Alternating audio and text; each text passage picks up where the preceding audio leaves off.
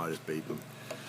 Alright, what we're going to do today is we're going to give the installation and set a Centurylink anchor with the installation instructions to properly preload and torque this anchor. So what we want to do first of all is you want to make sure that the rod is flush with the bottom of the anchor. This will allow this sleeve to set at its proper depth and the deepest depth to give it the most holding value.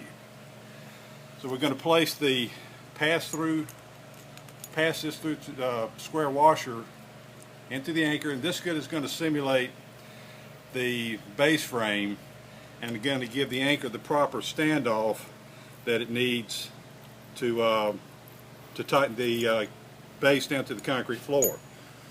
So we're just going to put it in the hole.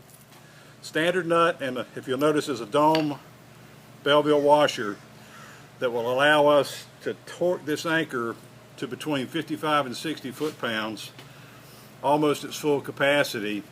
And when that dome washer flattens, you'll know that you've got it torqued properly.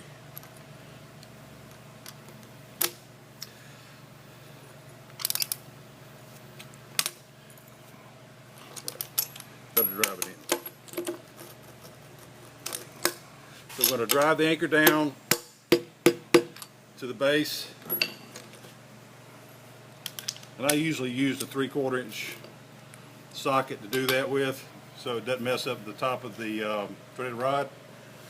So we're going to tighten and torque it until that dome washer flattens.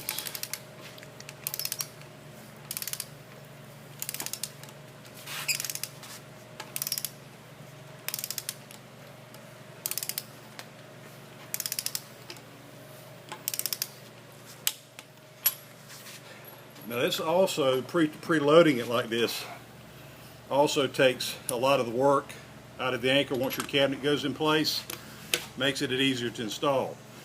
So we're going to break the nut loose, and then we're going to remove the threaded rod and all the hardware except for the installed expansion sleeve.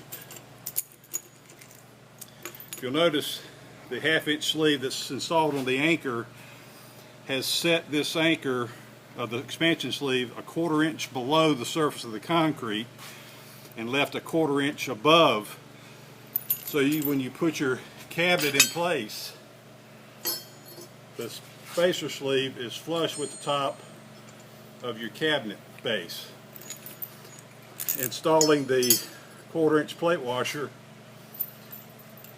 you'll see that it'll be able to pull the anchor down to make it a tight connection to the concrete. So we're going to install the torque nut.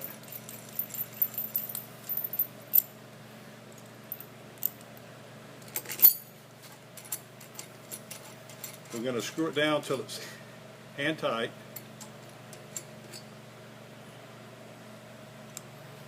Then we're going to torque the anchor until the top twists off at around 60 foot-pounds. But you can hear the anchor pulling the plate down to the concrete, so it'll pull the cabinet down tight.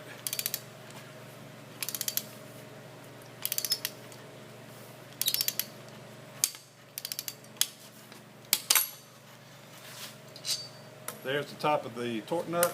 It's set at the proper torque. You can see that the plate is tight as it's been pulled down. The anchor set at the maximum depth, and it'll be the strongest pull-out that this anchor can have in the base material that you deal with. But that is a complete installation. Each kit will come with a set of instructions that will do exactly what I've just showed you.